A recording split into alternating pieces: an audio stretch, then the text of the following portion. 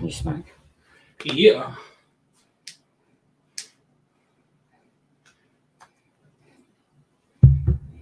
Let's see. Are we live? Are we live? No, not yet. Not yet. Here it There comes. it goes. There we are. What is up, everybody? Hi, guys. We are trying something a little new tonight. My stream is lagging behind. Yeah. Personally, it's pretty laggy. Yeah, same here. Let's see. Can everybody hear us okay? Yeah, same here. Okay. It's not terrible. We got Brittany Papa's here. Yvette. She said, I'm early. I finally made it on time. Us too. Yes. Ellie's here. Hi, Ellie. We finally made it on time as well. Travie Patties. Digging the purple polo. Oh, thank you. Thank you, everybody. Lady said Lordly, thank you again for the drinks. They were delicious. That was so awesome. I know. We enjoyed those so much. That was so great of you. So we appreciate it. Hi, Bernie. There we go. Now I can see the chat. Judy. Hello, Judy. How are you doing today? Red said she is driving, but watching Ola. So Drive safe, please. Drive safe out there. 10 and 2. 10 and 2.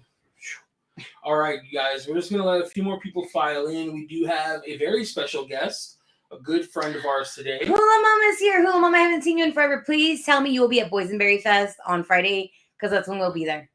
That and I would be really nice. need a Hula Mama hug. We have not seen her in forever. So Yes. that would be awesome. How do I bring this back down? There we go. I was like, I don't need to leave that comment up forever. All right.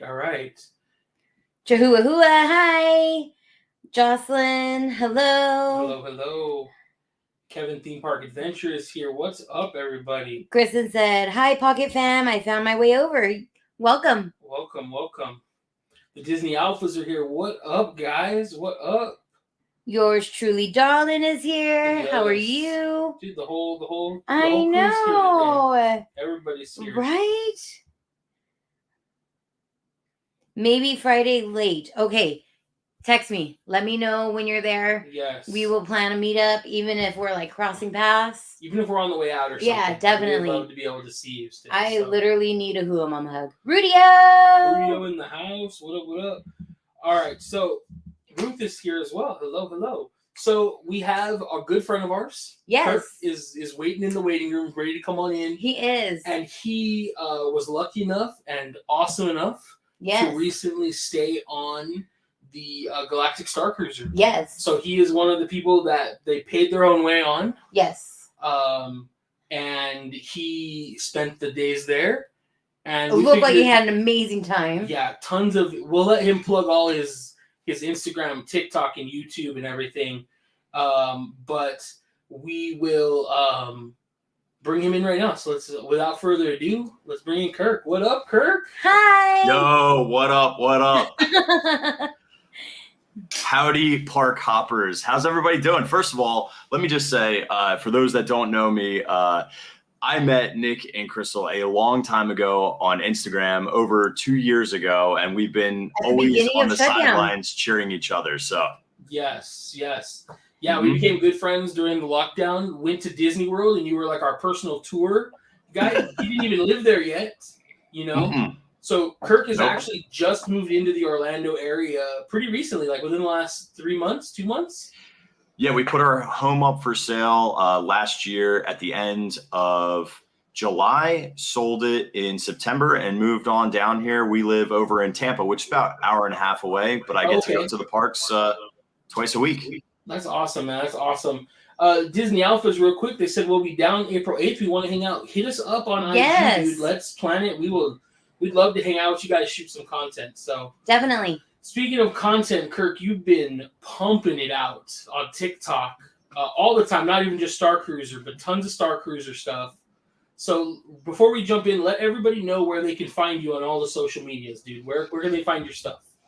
Sure. So my name is Kirk from Walruscarp.com. We are a WDW theme park clothing company that just so happens to do content marketing as our primary source of organic traffic. So basically, if you want to check out some really fun, innovative, interesting, make your cast members and really Disney geek fans laugh at clothing. Come and check us out at walruscarp.com. But then we also do 2 live streams a week on Monday and Wednesday, basically from like 7:15 a.m. all the way until 10 or 11 o'clock at night, sometimes even later. And then we also do a YouTube live show on Wednesdays from 7:30 to 8:30 p.m. called the Rad Tea Party in conjunction with This Diz Life. And then we also pump out anywhere between 10 and 20 TikTok videos a day and 4 to 8 YouTube videos, which right now we are living and breathing where we are right now, the atrium of the Halcyon. So all of my YouTube content for probably the next 2 weeks is going to be Starcruiser. That's awesome, though. I've been watching it. I've been super enjoying it. You have, it looks like Bash Bro Adventures. I think they followed us over from your page, maybe. They said you've been killing it. Yeah, so Bash Bro Adventures, that's Justin. Justin has been a This Diz lifer for quite some time. I also saw a lot of, anytime you see in here somebody saying Pocket Fam, that means they're from TikTok, because every time I do lives and you're going through security or I need to take a little station break, everybody goes in the pocket, it goes dark, and straight up, I opened it up real weird on my phone and everybody's like, woo, we're jamming in the pocket, huge party. And I'm like, what is going on in here? That's then, so funny. It became synonymous with the group. And we actually just started a Discord too, which is a whole other can of worms that I'm sure you guys will get into eventually. I actually wanted to talk to you about that, like offline, about Discord, because we've been thinking about doing the same thing. You already got a fan in Hula Mama. Ooh, thank you. Handsome, my smolder. handsome, talented, and the radio voice announcer. So we are good. Thank you. Yeah, see, we do have a bunch of Pocket Fam in here, so that's awesome. Right, I like that. I like the cool. jeans emoji, Kristen. Appreciate that. And Ellie's in here. Yeah, tons of people, which is awesome. That's cool. That's cool. Ellie, I actually see her on your TikTok pretty often, I think. Mm-hmm. So that name's very familiar. So, yeah, so tell us about it, man. So what made you decide to book the Starcruiser? Like, were you like, as soon as it was announced, you were like, I'm doing this? Yeah, so as soon as I heard that there was concept for it, I started going, okay, well, if you could live and breathe a Star Wars storyline in a hotel, I know it's going to be pricey, so let's start saving now. And as soon as annual pass holders, where we got a little bit of a jump start, I think it was maybe 7 days or 10 days prior to general admittance of opening dates, I waited as soon as the phone lines opened for about 5.5 hours on hold. And got myself on the third voyage of the Halcyon Star Wars Galactic Starcruiser. That's a mouthful. That is a mouthful. It's a lot It to is. say. That's what they call it. It's called the Star Wars Galactic Starcruiser. And if you want to get even longer, you could call the ship the Halcyon or the Chandrilla Starliner. So you could make it even longer if you want. And that, I think, answers a lot of people's question. It's pronounced Halcyon. Halcyon, yeah. Okay. Yep. So did you take the family or did you book it with friends? No. So the other backstory question, I think this one, and I'll get to it more in depth, but is it worth it? 100%. And is it worth it for everybody? Depends. I ended up going with a uber Star Wars fan who's as geeky as me, who is learning Arabesh as me, is into cosplaying. I actually am pretty good at Arabesh. I can translate, I'd say 70% of English and Arabesh words. Yeah, I've spent a lot of time on the data pad in Batuu, which is a great Disney Play experience. Gary, welcome, brother. And it's awesome being able to not have to always pull out the data pad to be able to translate things. And there's a lot of opportunities, not only on the Halcyon, but also in Batuu itself, both in Batuu West and Batuu East, to translate out of Arabesh, which is really fun. That's awesome. That is really cool.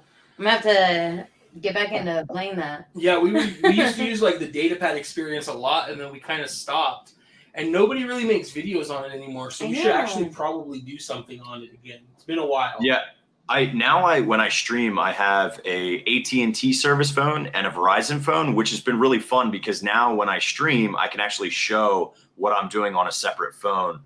So hacking of, for example, the Millennium Falcon and having those effects, because there's steam jets that kind of pop out. It's just a fun much like our Adventureland has the Pirates Adventure, which makes things that look like just like props come to life. The same thing happens in Batuu. But circling back, I went with an uber geeky fan named Scott, who I met through Instagram, WDW Twit. And I said, dude, I know this is a lot of money. I know it's crazy. Do you want to do it? He goes, heck yeah, let's book it immediately. And awesome. Him and I got a collective of about 4.5 hours of sleep the entire time because all we wanted to do was live and breathe Star Wars, which is the ideal person to be on this voyage. That's so cool. That sounds like something we would totally do. Yeah. I don't think I'd be able to sleep. I don't think I'd be able to either. I don't think I'd be able to. So you start off, you either Uber there or valet. They valet your car for you, right? And you don't see it the rest of the trip. Yeah, so you have a couple of options, right? So if you're staying on property, and this isn't really well documented, and I feel like that's kind of a shame because there's no real way to get there except for if you went from Hollywood Studios and then walked through the cast member parking lot, which is obviously not very magical.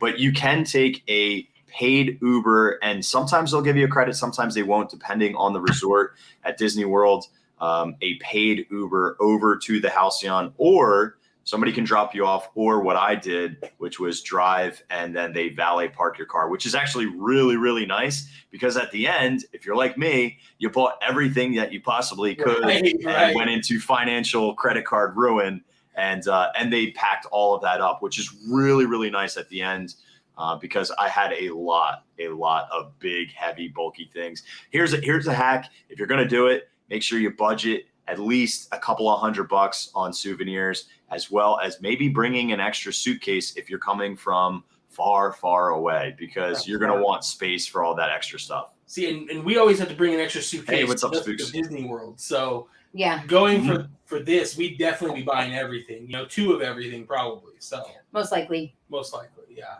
We don't. Yeah, 100%. And you know what I thought was kind of interesting is because they do have a gift shop. But they didn't have as many limitations as I would have thought. Now, we can get into that a little bit later, but I think we should probably start at the beginning. You arrive at the terminal, right? And I don't know how this is going to work, but maybe I can share some pictures off of my phone. But you arrive at a terminal, and this is me and my buddy Scott. Let me see if this comes up. No, it's going to green screen me the whole time. If you text them to me, I can bring them up, Kirk. Oh, okay.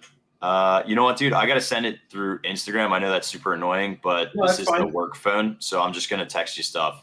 Yeah, that's fine. I'll save them real quick. So, all right, that's cool. So you first start off at a terminal, and I will say, if you really want to enjoy this experience, I highly, highly recommend that you come up with a character, or at least dress up in a faction or a style that interests you to have some sort of storyline, because you can go as small and linear as you want, or as micro detailed as you want. So some people had stories, some people had character names, some people had like already factions that they were a part of. And then there were some people who were in there in flip-flops and shorts, which was very minimal. I would say there was less than 5% of people were just dressed like they were going to a Disney World resort. And I think there's a big misnomer that, one, you have to be involved with the storyline the entire time. You do not. You can choose your own adventure here and get as engrossed and as into the individual acting, or you can just stand on the sidelines and watch. But I will say less than 5% of people weren't fully engaged. Almost everybody was doing all the interactive pieces. And this is not like a hotel or like any other Disney resort, in the sense that you have a lot of downtime and that you can just go and chill and relax and hang out. Like, there's so many things that are going on, and they're not all integral to the storyline to enjoy the experience. But it's not like you're going, when you do an excursion to Batuu, you're going, oh, we should go on a Slinky Dog. There's nobody who has that mindset. Everybody is in Star Wars. They are in the Halcyon. The people who are like me refused to really be off the ship as long as possible, because I'm used to Batuu. I've been on Batuu a lot. Now, there's some different character interactions and different things that happen. But truthfully, I think you should stay on the ship as long as possible. which makes sense because I was actually kind of thinking that too. Like you said, we've all been to Batuu many times. We've ridden Rise, we've ridden Smugglers, like we've done the whole experience.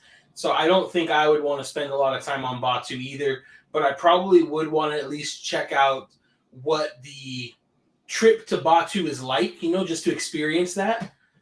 So once you go to Batuu, can you stay there as long as you want, basically, or can you head back early? So you can head back as sorry, I was sending you pictures. You can go back whenever you want. The earliest transports, and they try to actually book you on a certain time frame, but you can show up as early as 8 o'clock or 8:15. And now everybody always knocks this too because it's a box truck that takes you, but you would have no idea that it is a box truck. Right. I mean, first of all, they're playing the Batuuan radio station that plays over Black Spire. So there's some bangers getting played that you hear DJ Rex spin. And then there's all this overlay music. And then when you actually arrive, you're now in a backstage area that overlooks where the Thai echelon lands. So you're in like first order loyalist area. And then when you exit, Ogas is to your right, then Smugglers. I know everything is reverse for Batuu West. But yeah, you exit out of this docking bay, and it's a really, really cool experience. But then they give you iPhones during your experience and I think this is a great idea. It's got a lot of flack too. You pay $5,000, which by the way, it wasn't $5,000 for me. It was $2,800 all in, including tax, because I split it with a cabin mate. Now that was just me and one other dude. If we had four total people in that room, which you could sleep 4 comfortably, 1 person per bunk and 2 people in a bed, my cost would have been around $2,000, maybe a hair less, which is that's 30% off if you have 4 people. I just don't have that many friends. I mean, you could have invited us. That's true, but you wouldn't have been hey, listen, doesn't mean that we can't go again. There we go. That's true. That is very true. So hang on real quick, because I was going to talk about the data pad. So they give you iPhones, and people are knocking it like, oh wow, they give you an iPhone and that's like your data pad. You have used the data pads in your Disney Play app. However, you are not allowed to log into your Disney Play app. And in fact, they block you from that on your normal phone, and you can only log in. And once you're logged into this secondary phone that they give you, it has a whole other area with missions and quests that you have to basically do it, and it's choose your own adventure, and that's what guides some of this is a game. This is 100% a game. It's 1 part improv acting meets 1 part Star Wars storyline that you are a part of meets a game, and the game is what path are you going to land in. And as far as I know, there are only 4 factions: Force User, Resistance, First Order, Smuggler. And we actually ate dinner with these guys who are in the theme park business over in, it's not Kings Island, which is, what is that, Ohio? I think that's Ohio, yeah. Yeah, and they basically, 3 of them all went together. 1 went for the Smuggler line, 1 went for the Force User line, and 1 went for the First Order line. We knew we were going to do First Order, and I also, my character, who was Wal Karkin, was a smuggler. And Wal Karkin, yep. Oh yeah, and I'll even tell you a little bit further about. I was kind of a wallflower for a hot second because it's very disorienting in the beginning. But yeah, there's my smuggler outfit with my buddy Scott there. Yeah, it's just It's fun being able to pretend that you're a different character. And I didn't spend hardly any money on my outfit. I went to Goodwill and spent about $35 total, and just spent some money on some ribbon, and kind of my one buddy Lemuel taught me that if you want to be Star Wars, think muted earthy colors, and if you want to be more dark side, more grays and blacks. So color wise, that was very helpful. And then, of course, looking online at other characters and how they and gain inspiration from them. So I got a little Greedo vibe in there. I got a little smuggler vibe, a little Vi Marati vibe. And then I actually had formal wear for at night, which was my first order loyalist tunic that I bought on the Halcyon. Did I lose you guys? I know I don't have your video. I think we're still here, but I think we lost video somehow. You lost your video. Yeah. Did you click? I still have you. Okay. I know you unclicked your, you might have unclicked your video section in those like 3 dots. No, I think it just crashed. You just keep talking though. I'm gonna host it on you right now. All right, no problem. That sounds good. All right, so okay, you get on the terminal. Once you check your bags, they'll bring them directly to your cabin. You're gonna listen to a safety briefing by a Walt Disney World famous cast member, actor, Mark Daniels. Then you'll be loaded into a transport. Now, this isn't a box truck. This is actually more of like a simulator ride because there's vibration and a little bit of movement. And then you enter into where I'm virtually right now and desperately wish I was at right now. Also, it has a hotel smell. It's like kind of a mixture of a deep musk, like an Old Spicy or Yankee Candle musk kind of. It's more masculine driven, and then like even like a sandalwood mixed with metal. Like it's got almost this like metallic type smell. Very cool. It's up there obviously in one of my favorite hotel lobby smells, which I know. Hey, look, you're back. You fixed it. Just when you thought he was broke, you got your mic off, but other than that, you're good.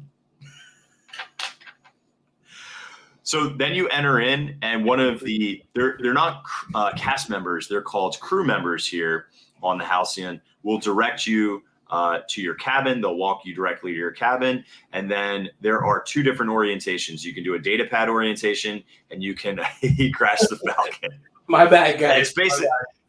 It's basically every single time that I ride smugglers where I see 2 pilots and I'm like, have you guys done this before? They're like, no. I'm like, okay, all right, this is going to be interesting. Right. We're just going to smash this the whole time. Yeah, so Brad, I think there's a lot of negativity because for one, people automatically go, this looks like Star Trek. This does not look like Star Wars. That was one of the big gripes. But I think the biggest problem that you have with that is you're used to riding on freighters, transports, fighters. You're not used Death Stars. You're not used to being on a luxury cruise liner. And that's what the feel of this, that's what this is supposed to be. It just so happens that the First Order boards us and there are smugglers on board, there's resistance on board, all of those things. There are porgs on board for kids. It's so cute. I don't have arm's reach for well, porgs are a real problem on ships. Like in smugglers, they have those porg nests made out of electrical wires. But the same thing can be said here on the Halcyon. And for little younglings, there's a Loth Cat crew, and they train Loth Cats to go and capture porgs, not eat them, even though Loth Cats do eat porgs naturally because they're carnivores. But for younglings, it's like this little tiny thing where they pretend that they're rounding up porgs on the Halcyon. It's really cute for like kids under 7. That's so cool. Like, I desperately want to go back with our girls. They're 4 and 5. I think a good age would be like 7 and 8. So got a little bit of time before I go back with the girls. I'm hoping I can get back though slightly sooner than that because it's just so immersive. Right. He would love it. All right. So next, you get out of your cabin. We actually had a Carolyn, who is an amazing crew member of the Halcyon. She goes, well, we have a little kind of tour going on in about 20 minutes. And I'm like, oh, I don't want to miss any of the muster. The muster is basically like if there's an alarm on the Halcyon, how do we handle that or manage that? Right. Oh, that's so fun. I love watching the kids getting into the missions, interacting. Kids were no joke on this. And that's why I think it's so much fun. If kids were going resistance, they were going hard on resistance, like hiding Chewie, sorry, spoiler alert, hiding a Wookiee on the ship from the First Order, and trying to help with the storyline and really getting involved, which is so cool. There, Corbin Dallas smell. Listen, I loved The Fifth Element, right? Fifth Element. That's actually one of my favorite movies of all time. It's so terrible but awesome at the same time. Dude, don't I get a very Fifth Element vibe too from this? And that was a luxury Star Cruiser as well. Yeah. I'm sure Imagineers probably took a little bit of inspiration from that Starliner as well, because that was a very, very expensive cruise vessel as well. Right. You know, the other I'll address one other thing about price, right? So I paid $2,800. A lot of people are like, that's a ridiculous price. Well, I understand where you're coming from. I also know that if you think about theme parks in general and theme park experiences, this is the first of its kind. There is no other experience like this. Plus, my mother-in-law, God bless her, she's such an amazing woman. She goes, I want to pay for all the grandkids and all of us to go on a Disney cruise. I'm like, Mom, have you ever looked at that? You're going to have to sell your house, and that still probably won't pay for it. So Disney things are not you can do things more inexpensively. Value resorts, staying off property, all those things can make it more affordable. However, this is clearly one of those splurge moments, and really is for people who just really, really love Star Wars. And you don't have to be like some crazy person like me who can read Arabesh and knows has read Black Spire, the book, which, by the way, the audiobook is incredible. Read the comics. The comics are incredible. Did you know that Sarlacc can actually run? I did not, actually. Yeah, Sarlacc, the Great Pit of Cancun from Tatooine, Return of the Jedi, and then, of course, Book of Boba Fett. We get to see that again. Sarlacc, until they are out of their juvenile stage, they actually physically can run. And the Sarlacc that we see, the little baby one, was captured for Doc Ondar, the Ithorian that's posted up in Batuu, by Han Solo and Chewbacca. And you wouldn't know that unless you read the comics. Which so thank you. Oh, dude. And they now have a Halcyon comic, and spoiler alert, hang on, wrong hand. This little mural that's behind me, this blue kind of etching on like a black kind of screen, was a gift from Leia Organa. Well, I guess you would have been Leia Solo. This was, she married Han right after the Battle of Endor, and they had their honeymoon here on the Halcyon, and that was a gift. And that's why they sell so much in the Chandrilla Starliner collection store, Princess Leia swag. And people went crazy because there's a Halcyon comic book, and that's technically canon. Yeah. So people were dying to know, where is the honeymoon suite and how much do I have to pay to book the Leia Han? That's very true. That should be a thing. Mm-hmm. But you think, like, there's only going to be one room. That's true. Very expensive room, yes. Everybody's going to be fighting over it. They would be silly not to just demo 2 rooms and now make that like a presidential suite and charge whatever they want, because they totally could do that. I think what would be even cooler is if you had like droid butler service. And Gary knows what I'm talking about, because the whole entire time I live streamed as much as I felt comfortable. That wasn't removing me from the experience. Right. I've gotten very good at taking footage like this, which basically means I'm ignoring the chat and just watching. So I had a lot of Sony vlogging camera here, live stream here, watching scenes that are on the mezzanine level on the atrium, which is this section right here. A lot of things happen up there. I actually had somebody who's a big Disneyland TikToker, David Vaughn. He went on the very first voyage.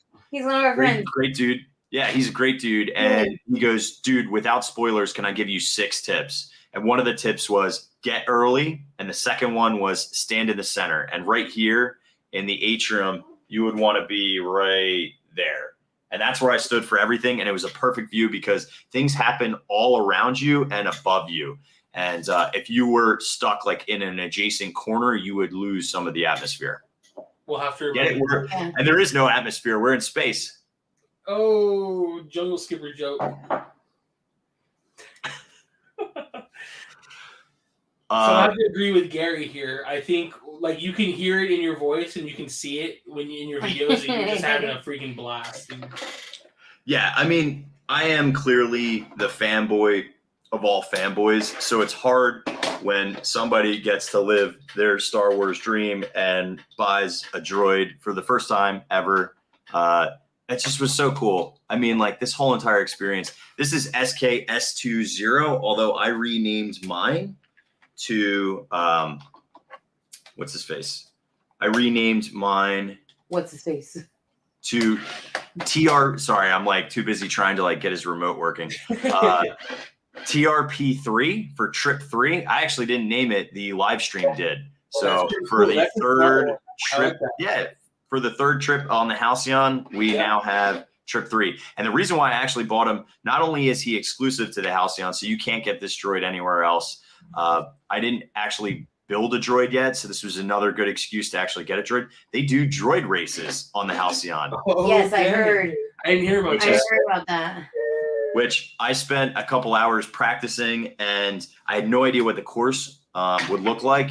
The course was a slalom course, and these things do not turn really well, like to go like real quick turns. So I was doing a lot of 180s when I should have been doing like 45s or 90s. I came in second in my heat.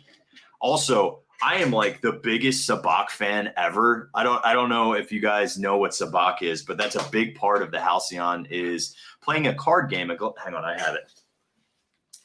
And what's up, Crystal and Chris? Thanks for joining, guys. If you're still here, we appreciate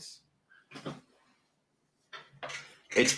It's playing this, and this is canon. Sabacc has been around for a long time. This is the Coruscant Shift version, which is different than the Corellian Spike version. Why is this important, and what are you even talking about? Well, Han Solo and Lando Calrissian play for the Millennium Falcon. So if you know the Millennium Falcon, that giant ship, Han wins it in a game of Sabacc, which this is actually a really easy version of Sabacc. The one that they sell in Batuu is the Corellian Spike version, which is way more complicated. The other thing that they do, you deal with positive and negative cards. They say what actually the numbers are. So this is a -5 and that is a +10. And you basically roll dice to get either the suit, which could be one of 3, a triangle, a square, a circle, and then a number, which could either be 0, 5, -5, 10, or -10. And I got my sister and my brother-in-law hooked on this game. They just came over this weekend, and I was like, "Hey guys, does anybody want to play like a Star Wars card game?" And they were like, "What? No." And I'm like, "Listen, we're all going to be hanging out. We're all going to be like, having a couple casuals. So why don't we just give it a try? It's really easy." And I learned how to play the game on the Halcyon, fell in love with it. They had a hollow Sabacc table that was in the Sublight Lounge. I must have probably played collectively 7 hours on that. And played in a Sabacc tournament as well. It was so much fun. And I've fallen in love with Sabacc 100%. And it's such a good game. It's easy to learn. It's math. It's fun. It's like a good combination. It's almost like Rummy 500 meets poker. We didn't do any kind of betting, but in the tournament you did. But it was so much fun. That's cool. I've never played the Coruscant version. We do have the version from Batuu, though. Yeah. So. Yeah. And I don't know. The Corellian Spike one is different. I saw them playing it yesterday, and there are face-up cards where in the Coruscant version, everything is in your hand, but once you discard once, like you hold on to cards. So very different rules. And then there's also like a bounty hunter variant. I'm like, oh, there's so much to learn. That's so cool. Here is another thing that happens. When you get into the atrium and you do your muster alarm, basically the very first day, they're going to teach you who is more, and they do this through story arcing, right? So you kind of get a vibe for the droid at the SK droid, and one of the other characters is more resistance based. You start learning who's kind of like force users. Then you learn a little bit of who might be a smuggler. And then you obviously see who the First Order is because they storm the ship. And then the captain, you kind of learn where her alliance is. And then Raya, who is the big she's well known across the galaxy for being an entertainer who does perform your very first night in food, which we can talk about food in a second. But after you do your muster drill is kind of like this cocktail hour is the best way to put it, where they give you sparkling pink lemonade and you walk around and interact with the characters. And they might have you be moving Gaia's luggage. And then they start, maybe they start talking to you about, hey, have you moved anything else? Like they start asking you these questions, the actors do.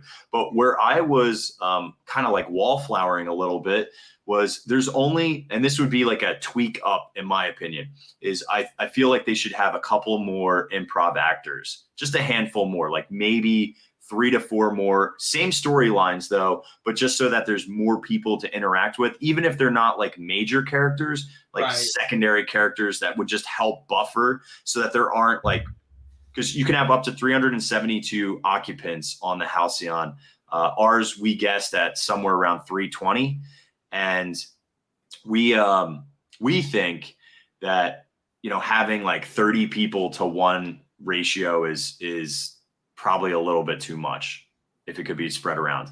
But I ran into somebody who was amazing. A cast member who her character name was Joe. She was dressed very first order, very dark metallic colors, but she was a smuggler. And I was like, she's either the best cosplayer ever, or she is definitely a crew member that they did not identify that helps move you throughout the game. And that is 1000% who Joe was. She actually gave me this, which is a Kyber crystal. And she's like, I deal in Kyber crystals, because she knew that I was like all decked out in smuggler gear. And she helped move me. She goes, hey, did you talk to, and she would be like asking me poised question, like, hey, what do you think about these first order people? You know what I mean? And then she pushed me in to meet Lieutenant Croy, who is the first order officer on the ship. And then she pushed me to meet, why am I blanking on his name? Wraith Cole, who is Gaia's manager. I won't tell you what his role is.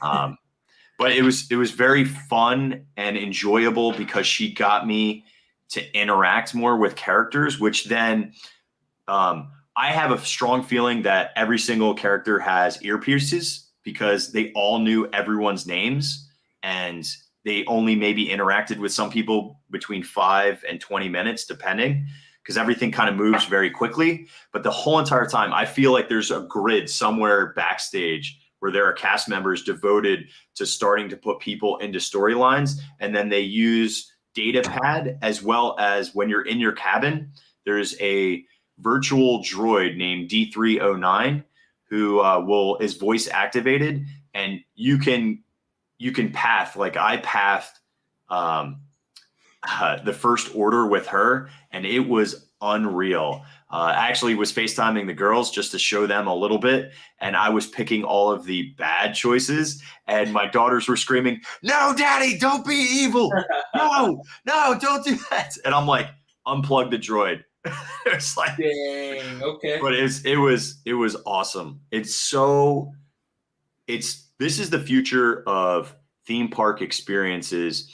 And I can imagine that this would work really well with Marvel. I can imagine this would work really well with Harry Potter if they could get the licensing. Harry Potter would probably be the most logical choice to have. That would be like Hogwarts. Stupid easy. Like Stupid easy. For sure. You stay you go to the sorting hat for your very first day, and they would put you into, and maybe that's like a personality test, and then they put you into 4 different houses, and then there would be spells tests or spells class, potions class. You eat in that big old like giant room. You excursion over to the 2 different areas, Hogsmeade and Diagon Alley. Like, it is such a natural fit if they can get the licensing right. And anybody who's like, oh, that Star Wars stuff is nonsense, there's a lot of Harry Potter people that would easily pay $2,800 or for sure. $4,800 is the cheapest cabin you could get. And I mean, I think you nailed it too. We talked about this on a live before with our people here, talking about how, like, if a lot of people were like, I'm not a big Star Wars fan, so this doesn't appeal to me, but if they did something like that for Marvel, I'm in. Right. And it's like the MCU is like the biggest movie franchise of all time. it would just print money almost as well as Star Wars does. Like, imagine you go into like superhero training or something. Would be awesome. Well, that's what I mean. Like, I could totally imagine that. And then they would probably, if they were really smart, come up with some sort of unique thing that would work with, say, example, Adventures Campus for like web slingers that would only be available to people that are part of MCU or whatever they would end up calling this experience, right? But once again, we're in groundbreaking territory. So when you think about the price and go, that's too expensive. This is the first. Right. And the reason why I justified it to myself was, number one, I'm one of the biggest. I remember playing a Sarlacc board game, Return of the Jedi board game, where you could knock your characters off of Jabba's sail barge into a pit on a board game when I was like 6. So for me, Star Wars was the thing that I connected with the most. I loved when the First Order boarded the Halcyon. The cast member who played Lieutenant Croy on Kitra and Peter's cruise looked just like General Hux. So there was a younger Lieutenant Croy. I had the older version, and I agree. That gentleman did look exactly like General Hux. So Simon White, if you want to see our version of it, I had 358 videos just from the Halcyon. Wow. So, and they're probably going to come out in 7 to 30 minute clips in terms, because, watching like an hour and a half of that would be mind numbing. Yeah. And I've chapter chunked things out as well. So just look for that on our YouTube channel, Walruscarp, and you'll be able to see a different cast of characters, which is so weird to me now because I'm so used to seeing our cast that it would be really fun to go back and see how other people play those characters. Oh my gosh, a Mario themed hotel would absolutely crush. Like, I could just see how, and I guarantee some folks from, hey, what's up, Drew? How are you, man? Drew, one of the first people I ever met too. Big streamer in Walt Disney World. He's going to be humble and say he's not, but he's like got 10,000 subs. And he is. He murders. He has like 300 people on his lives all the time. But the fact that people can live their own experience, it's just unreal. And this is the first of its kind. It's so groundbreaking. And I'm so happy that I didn't get not a diluted, but a different version. Actually, I bet people from Universal were there, probably all different types that were just under regular names. Do you know what I mean? Nina, what is up? Good to see Nina. I feel like I'm so like off the IG as much as I loved and started there. TikTok is just, it's like a warm embrace of organic reach. I had to do it. Yeah, Nina doesn't jump on. We're a little too late for her in her Texas time. She's usually asleep by now. So I think she stayed up late to see you today. So that's very sweet. Nina, I still have one of your delicious gingerbread cookies still in the freezer. I never know when I'm going to bring it out. Maybe I'll bring it out when I get to like 100,000 on TikTok, or I get to 1,000 subs on YouTube. Some sort of milestone that's important. I'll do that, because those cookies are insane. Nina's probably still making them, and we're in March. Yeah, she's probably making St. Patrick's Day. They're holding little pots of gold. That would be cute. Thank you, Simon. I appreciate that. And Nina also, and I guess this is also good for you, Nick and Crystal. Caramel Kucha, that spiced caramel cookie with that delicious icing in the center, it's now apparently year round. It's still lasting now. It used to be a Christmas exclusive for the last 2 years. Yeah. Not anymore. That's good. Oh yeah, that Harry Potter would just crush. I would love to do, and like, oh my god, to be what's like the evil, like not the Slytherin, but like the are they Death something? Oh, Death Eater, to be a Death Eater. Oh, dude, to be on like the Death Eater. See, like I'm a pretty normal, nice guy, very congenial, but when I have the opportunity to play a role that's not like myself. It's so much fun. And I did that a lot in, like Knights of the Old Republic, like any of those different pathing games were so much fun. So yeah, I usually in those kind of games, I kind of go dark side first. Usually, I'll be honest, just because it seems to be like you can just let go. Like you don't have to be anything like yourself, And then I'll usually play it through again and do a different, like the light side of the smuggler story. Yeah, like what would you rather do? Play Grand Theft Auto by going to a car dealership and buying a car? Right. No, exactly not, right? Exactly. So, speaking of which, there was a bunch of people from the 503rd, those guys who do the crazy Stormtrooper cosplay, and they had some of the best first order costumes I've ever seen in my entire life. I bet. And one of the guys, he heard me doing a Watto impression, which I actually do a pretty good Watto. And he goes, you can't bring it up and not do it. I can do a pretty good Watto, no doubt. That is really good. Oh my God. Thank you. That's, listen, far be it for me to deny you my Toydarian voice. So he asked me to do his voicemail for him. And I said, dude, I got you, man. So I do his voicemail. I record it in the atrium of the Halcyon. And he goes, hey, man, I know you don't want to get paid for this, but here's a little Republic credit. And he gives me this like die-cast metal legit Republic credit. I'm like, you guys are so serious. I love this. They are. Yeah, take it very, very seriously. It's so much fun. V, what's happening, girl? The brains behind the Drew in the moment and the beauty, the brains and the beauty. As Drew says, he is just a monkey with a camera. So it is a pretty normal, nice guy. Also, Kirk. It's hey man, that's the beauty. Well, it's funny now when I'm in Batuu, it's so hard for me not to be in character. Does that make sense? Like, yeah, I've seen Batuu with a different lens, and that lens makes me wish that I was always dressed up when I'm in Batuu and always picking a different type, whether it was smuggler or first order or eventually I have to build a lightsaber, and I think that would be really, really fun. Yeah, that would be awesome. We're going to Star Wars night here at Disneyland, so in May, and I don't think I was going to dress up, but I'm pretty sure I'm going to dress up now. Dude, it's so much fun. Like that's half the enjoyment to me is I've always liked making Halloween costumes, making them homemade, not just buying something off the shelf. Although I did get suckered on the First Order tunic because they have really, really nice costuming. Drew, they have really nice costuming in the Chandrilla Starliners collection. It's super high end. Here would be a tweak that I would add. They should give everybody 100 credits to be able to use in the store, so that you could purchase your own costume or some merch or whatever, like a keepsake.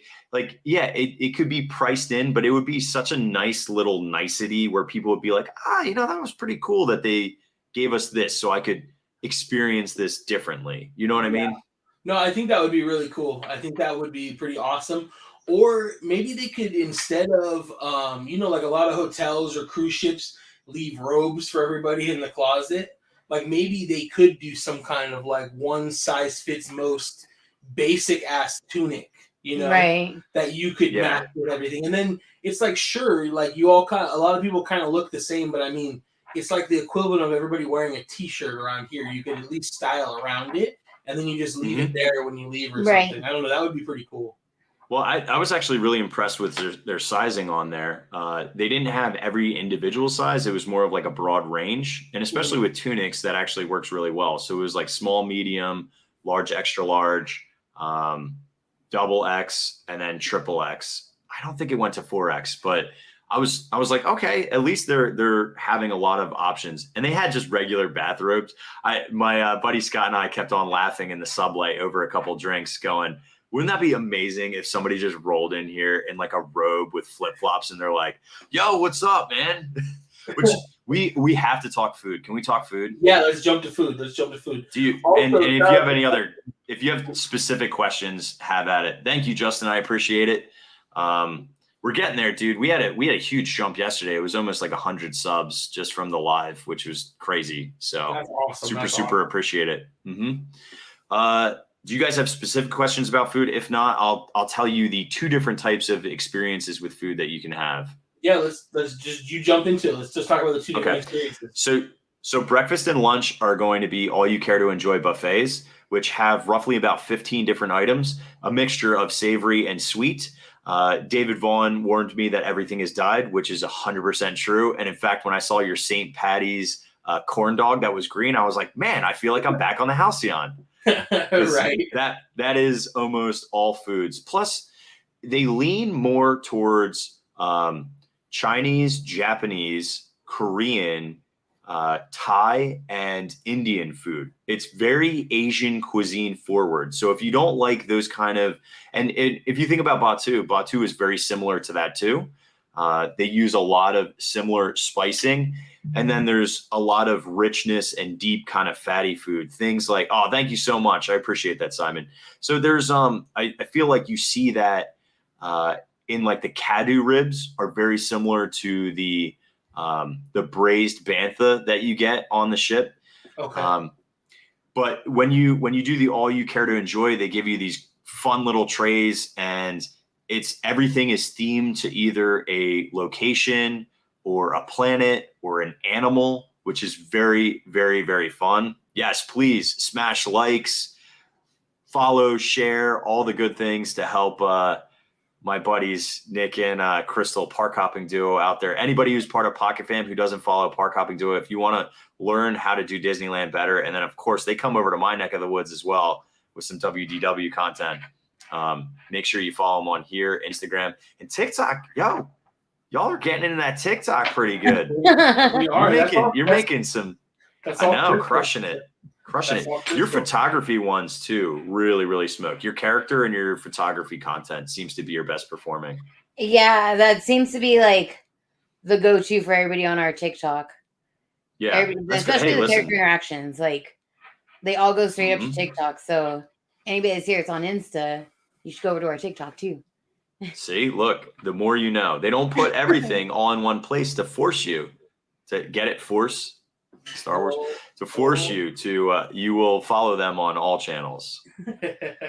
I thought so. The very first meal we had this crawfish etouffee that was delicious, and then the blue shrimp. Honestly, it's blue shrimp, and that's not that big of a deal in the grand scheme of all the things that you eat.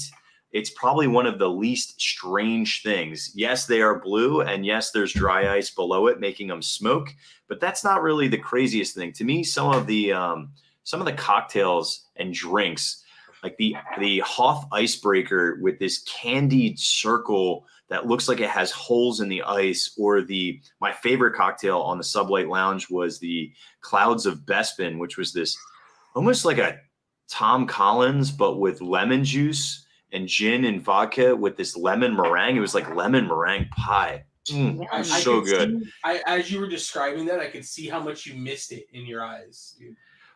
It was my favorite cocktail there. They had a lot of mocktails too, and they also do they take it off the itinerary, but there's a mixology class with non-alcoholics, and they'll do something like the blue Bantha Fizz, which is like, it's almost like a blue version of Sprite with a little bit of tropical fruit in there as well. The other thing that we did was, because green and blue milk are on tap, you can get as much as you want during breakfast and lunch. The breakfast and lunches were fantastic. Also, can we talk about how the fact that they have Mickey waffles in space? They're not Mickey waffles. They're Chandrilla's waffles. So they have the Chandrilla Starliner, which this logo is actually taken from a 1,000-year-old hyperspace compass. And if you look through the lenses, that is what the hyperspace compass is. And there's a very, very expensive stone which calibrates the hyperspace compass. Probably pretty expensive for some people.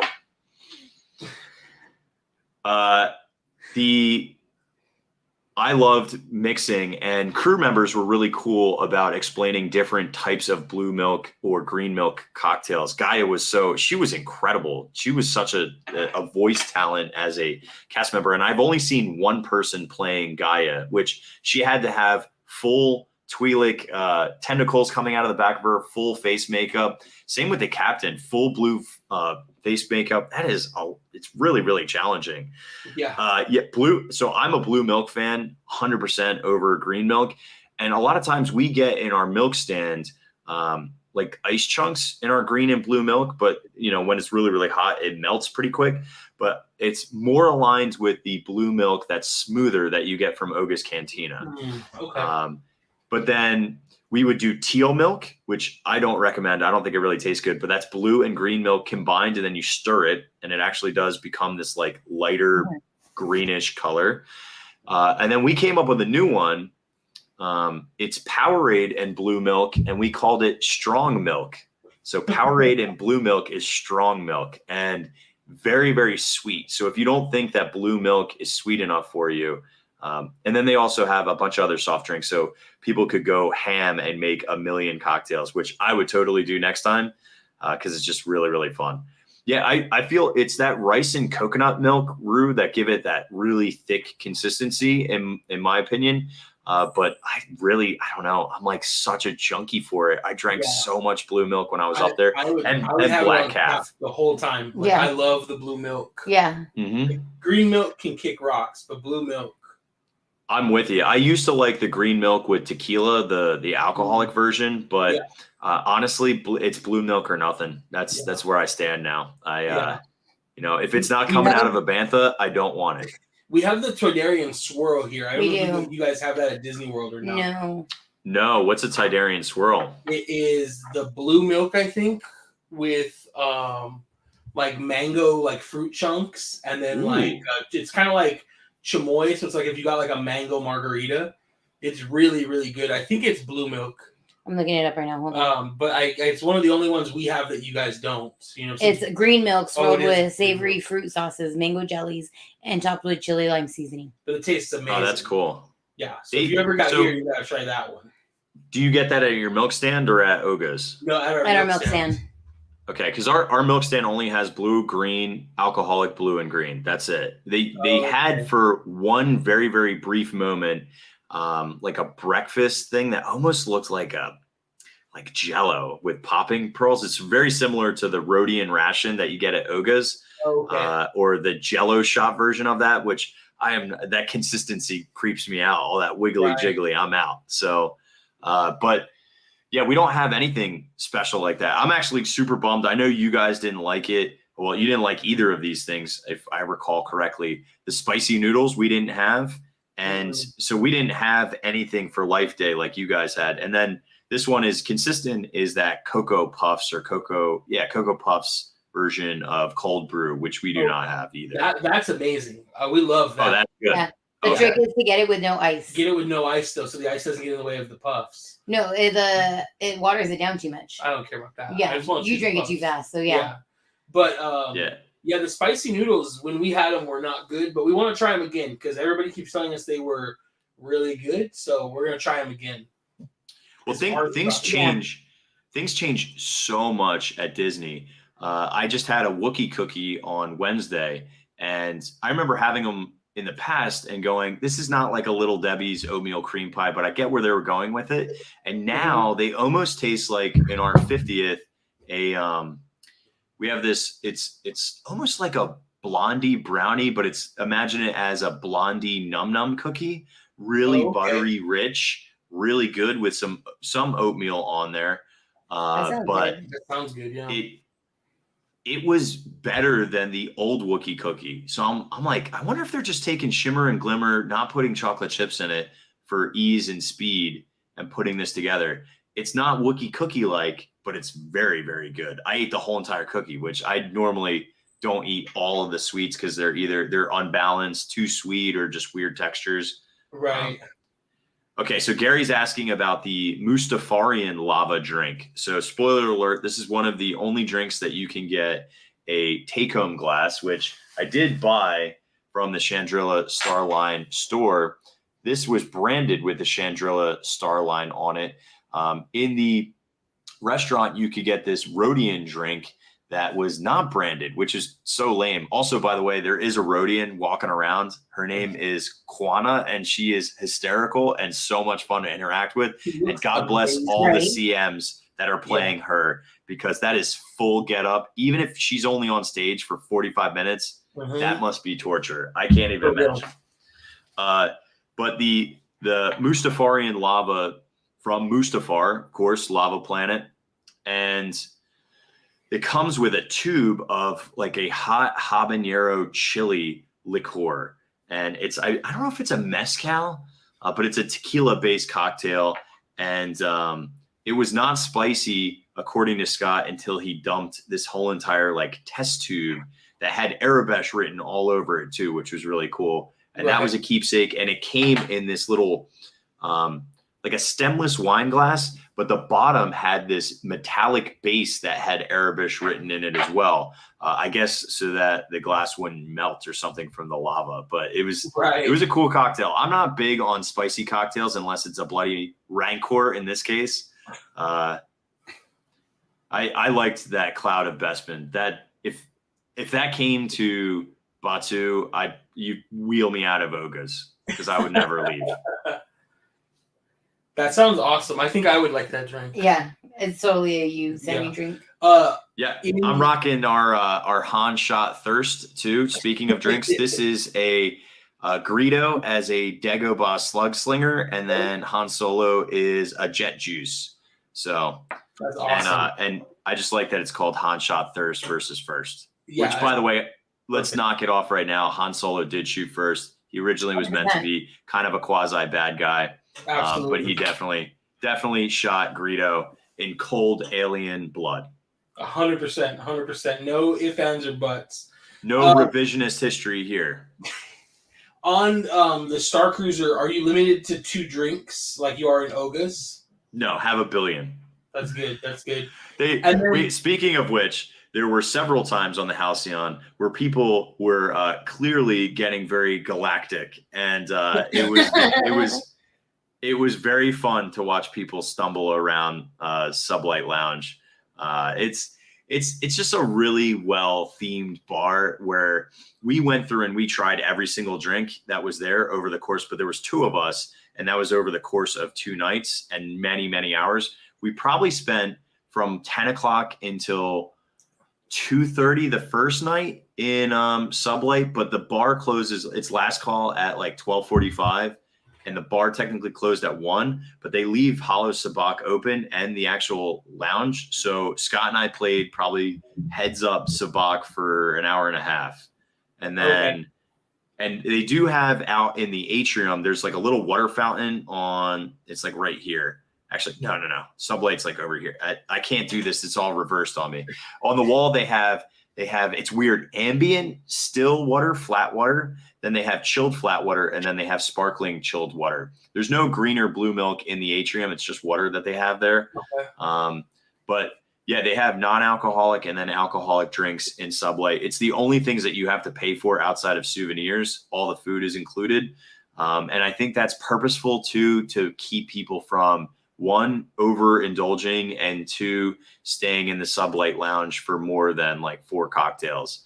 But if you go there super late or super early, there's nobody in there, and you can hammer them back if you really wanted to. We just wanted to experience all the flavors, you know? For sure, yeah. So it's not, so as long as you go early or late, it's not too hard to get into the lounge. Not like a giant wait. No, I mean, they have all these private booths that can fit about 6, and then there's a lot of 4 tops inside. I'd say occupancy wise is probably in the 70-ish range, maybe a touch less. And then there's about like 15 bar seats. So it's a pretty reasonable amount of space. And considering there's only 372 and a lot of those ones are kids, you know, right. I would say that it's easier. And there's so many things to do aboard the ship that puts you between levels 4 and level 6. And if you're a freak like me, you just straight up explored until you saw people. Well, actually, there's people cleaning throughout. So like, you want to talk about taking you out of the experience. It's not like they should have a bunch of mouse droids or Roombas going around cleaning the place instead of people, but it's a straight up cleaning crew that comes in and they like put up curtains and blockers of the Sublight, and they just scrub that place down. And same with the atrium. There's like a guy vacuuming, and you're like, shouldn't this be like a droid? Right. Like at least put a costume on the dude. But from 1 o'clock until 4 o'clock, I was the only person awake. the one night, and I got into some areas like the cargo hold area before the storyline allowed me to go to the cargo area, because that actually went out to the porte-cochere if you needed to go out to your car or whatever. Because that's one thing people ask is, you're like in this enclosed box. Can you get out at any time? 100%. Your car's there, valeted, very easy to get out and get to your vehicle.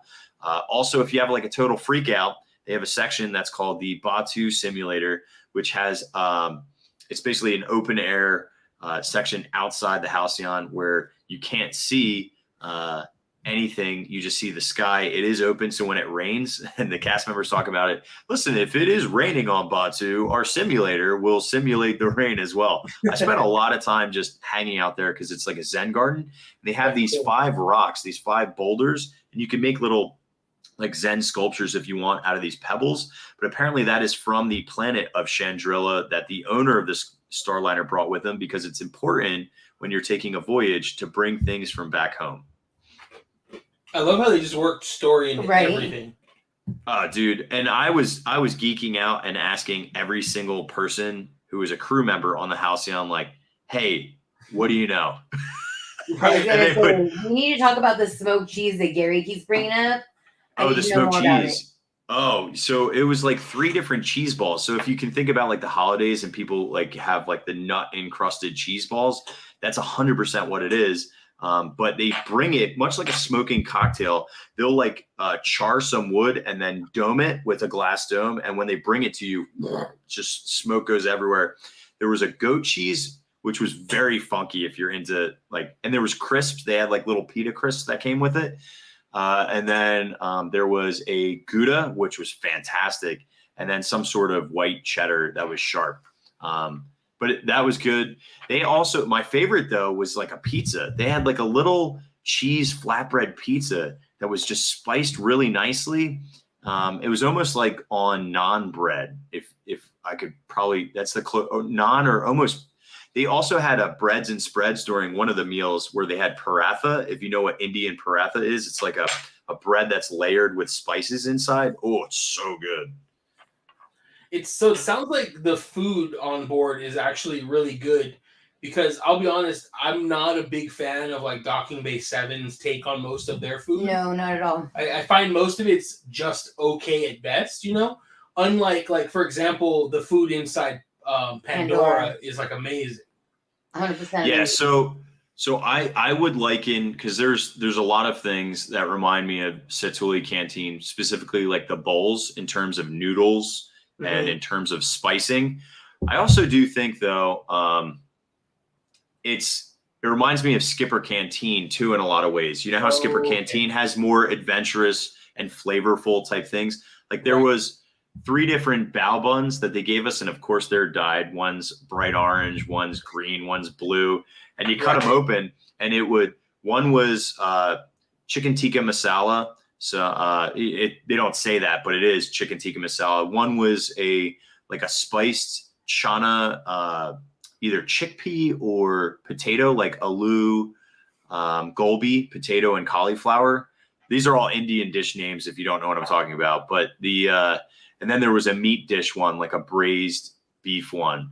And then they all came with dipping sauces that you could use. I mean, it was very explorative in terms of flavor.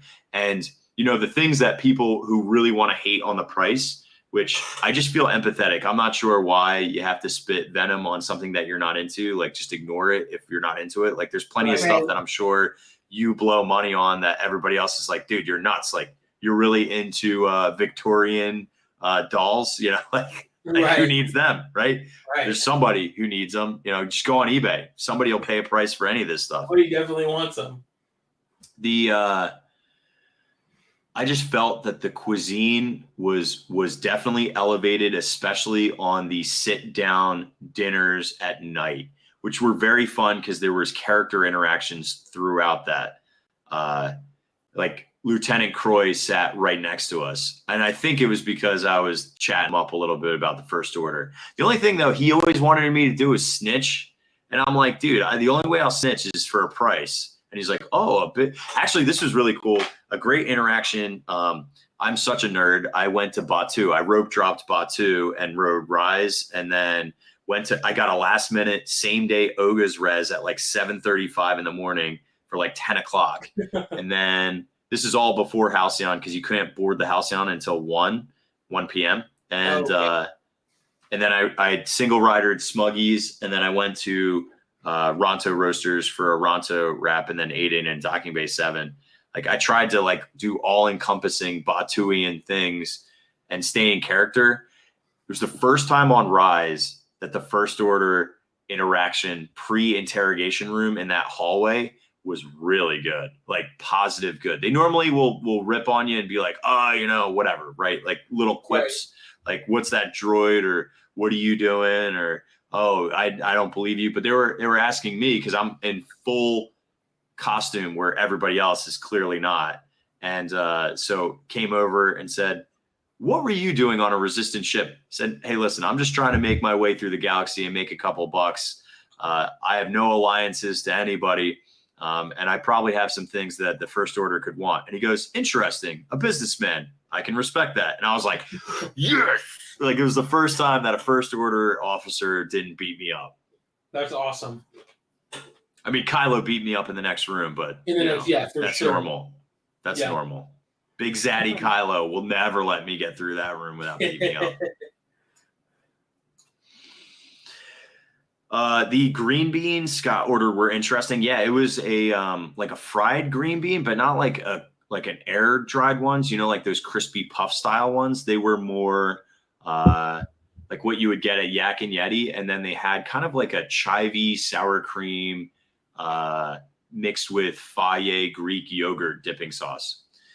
Disney really held back on hype, but all the bloggers like yourself are really giving great reviews. So I think it's hard for people to trust people who didn't pay. But the one thing that you're seeing a lot of is pre-Halcyon was only a 4-hour experience. So pre-actual trips. So this was like the media trip, which a lot of vloggers or smaller micro influencers, like people who had 1,000 but were in Disney college program and stuff that they brought on to like do a micro influencer approach, which I think is interesting. That's the first time Disney ever did that. They usually just go full bore, people who have 100,000 plus, like massive followings kind of groups. But this was all media pass people and then small micro influencers. They didn't have a 2.5 day experience. They only had a 4-hour experience. You cannot crunch this into a 4-hour experience and say that you understood how this was. Now, there's a lot of people too that come here without the perspective of even seeing a Star Wars movie. There is somebody very, very large. Actually, you know what? I take that back and I can dox her. There was a DFB, never saw a Star Wars film prior to going on the Halcyon. And then she watched all of the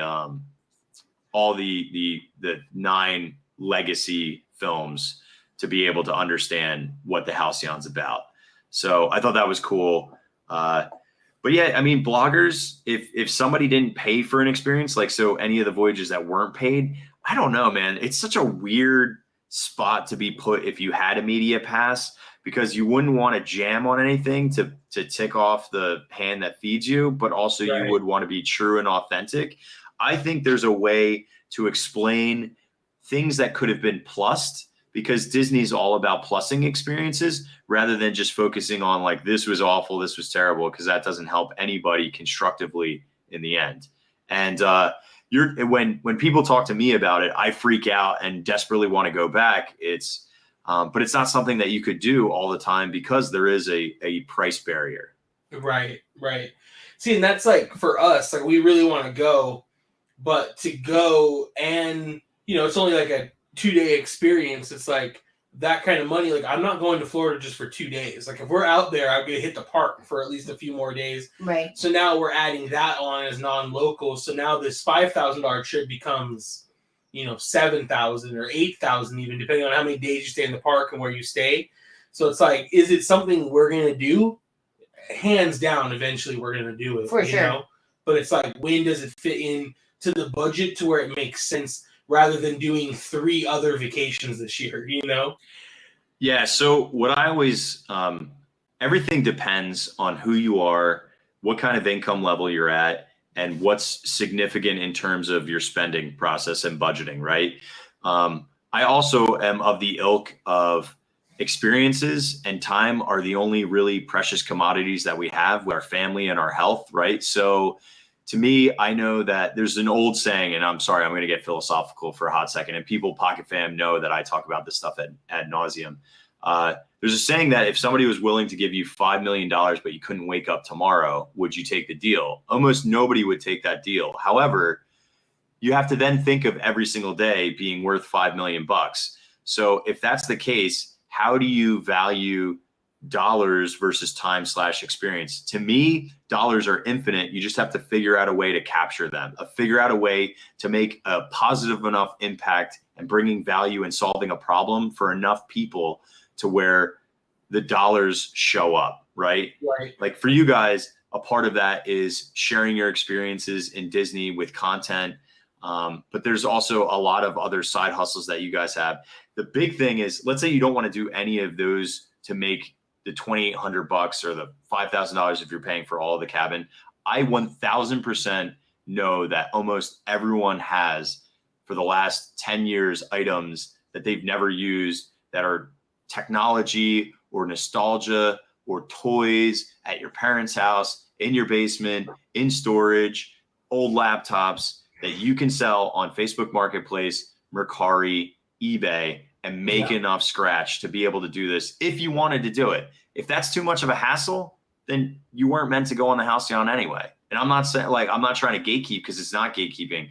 Like, you can go and onto Craigslist, find free couches and flip them for hundreds of dollars every single weekend. And if you can make $100 a weekend, it doesn't take long to get on the Halcyon. Right. It's less than a year. If you're willing to book it with some friends too, you know what I mean?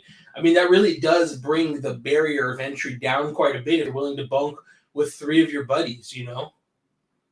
Yeah, so good question. Do I think you should do something pre or post Galactic experience? To me, I would not do pre. I think you should go in fresh. I would recommend landing a day before and doing a non-park stay. So go to resorts, go to Disney Springs, really enjoy your resort, enjoy the pool there, enjoy all the ADR functions of the restaurants that they have there, the amenities. Then go on the Halcyon. It's going to be a crazy, crazy time. The next day, another non-park day. You need a break mentally. It's right. So much. It's so overwhelming with stimuli in the parks. I have ADD, but I have massive ADD in the parks because I'm walking and then I see a character that I've never seen. Jiminy Cricket, you just go, right? And that's the same thing can be said about the Halcyon, depending on the level of detail and complexity and immersion that you would like to have. I think you need a decompression day. So I would land a day early. I would have a middle non-park day after the Halcyon. And then I would recommend doing a studios day so that you could go back to Batuu and really, really spend some time, because you're only going to be excursioning there for 4 hours max. Maybe you could stretch it out to 7, but you're going to miss some stuff on the Halcyon, and don't miss stuff on the Halcyon. It's because you can't go back there. You can go back to Batuu really easily. Nobody can access the Halcyon unless they're staying there. Like, right. Somebody can drop you off. That's the best they can do, is drop you off at the gates. But they cannot board. They can't go to the gift shop. They can't go to the disembarkment gift shop. They can't step foot inside. Nothing. None. Zero. Right. So I would recommend a studios one to go back to Batuu, especially when it's really fresh. Maybe you build a droid. Maybe you build a lightsaber, stuff that you wouldn't be able to do during the excursion. And then if you wanted to go to other parks, then decide which parks are most important to you, whether it's animals for Animal Kingdom, whether you have young kids or just love the nostalgia and history of Magic Kingdom, which is my favorite park, most attractions per square footage. Or if you're an adult and you just want to imbibe more and eat and drink, really that's Epcot. So it just depends on how you Disney, but I would recommend getting early, staying an extra day. And if you wanted to add park, do it after that extra day, because you'll just be so spent. That does make sense. If we always decided if we ever went to Florida for a cruise, we would kind of do it a similar way like that. You know, I'm the type of person that needs a vacation from my vacation. Yeah. So if you go on the Star Cruiser, the vacation from that would be Orlando, like Magic Kingdom. Yeah. So, and then we come home and and we have talked another about vacation here. now that they have the Disney Wish. I think it's the Wish on the West Coast. We talked about doing like a 3 or 4 day Mexico cruise because they're, as far as Disney cruises, they're affordable. And same thing. Like I don't even think the Mexico cruise, the 3 day only goes to Ensenada, and we've been there. Like I wouldn't even get off the boat. Like I'm not gonna do anything there. I would take that time with everybody off the boat to film more and to explore an empty ship. Yeah. So I'm with you. If I was doing a cruise, I probably would never get off the ship because I could go to any of those islands at any time, and I can't go to that cruise ship at any time. And there's way more. Except for Castaway Cay, right? Isn't that the Castaway Cay? You can't go. That would be the only thing that I would get off the ship probably for, because I'm like I could care less about seeing any of these islands that I could get here for way cheaper and enjoy the resorts, not in a truncated like I got to do something really quick and then race back to the boat. I'm eating in that boat like crazy. I'm going on the pool while nobody's there. All the slides, I'm looking at every nook and cranny. I would also be the crazy person who only gets like 3 hours of sleep every night because I'm just wandering the ship and recording and having fun exploring. We did do the droid races where Scott and I were commentating as well. Very much like it was the Batuu Classic. It was a lot of fun. Like it was a pod race. That's awesome. Listen, there was. In mine, it was all adults. They kind of pit kids against kids and adults against adults, which is smart. That seems fair. But then at the end, and it was like heat. So there was a max of 4 people per heat. It was the exact same tournament structure as the Sabacc tournament. What was cool about Sabacc, though, is if you won the card game version of Sabacc, which is what you played downstairs with an actual deck of cards, you would go on to play the hollow version of it. And if you won, you got your own medal, a Sabacc champion medal from the Halcyon. Cool. So sick. And my roommate, Scott, he works in technology. He does virtual reality, augmented reality, AI. So he's very geeky and very tech savvy. He was more of like a stand back and observe rather than like really getting into the nitty gritty, but he understands complex computer systems really well and understands they partner up with Disney a lot. So he understands a lot of how Disney operates. And that dude, there's all these terminals all around that you can scan your M band, your magic band, and it gives you access to Starcruiser information. But then there's a tab that just says classified or restricted access areas. And then you can actually use your data pad and hack into them to get more information on the ship. And depending on your storyline, you'll get certain things unlocked. So whether it's access to the brig or the engine room or the cargo hold, and those things get unlocked for different people at different times, depending on their segmented storyline or game sequencing. That's awesome. Yeah. We have a couple, this one I'll share. This is my buddy Dakota. He said he'll bunk with me. I know he will. He only subscribes to our channel for the hot dog content when I review hot dogs. So it's a little weird, but he's a good friend. Dude, does he follow that guy on Instagram or TikTok who's just like all he does is takes pictures of hot dogs in Disney? He probably does. Have you heard of this guy? He probably does. I'm going to send it to him, Yeah. Simon had a good point here, and I'm sure, I saw this in like Ordinary Adventures in Peter Kitcher's video, just very overwhelmed, like emotionally. Like I got overwhelmed. We were watching Ordinary Adventures video when they first dropped it, and Crystal's crying, and I'm like, we're not even there, like, and you're crying, Yeah, I cried more than I care to admit on the Halcyon, particularly the last day leaving. I got very, very emotional. It was like 6:40 in the morning, and I'm sobbing hysterically in the Batuu simulator alone, just like having a moment. I also put a hidden Mickey in there because you know how I roll.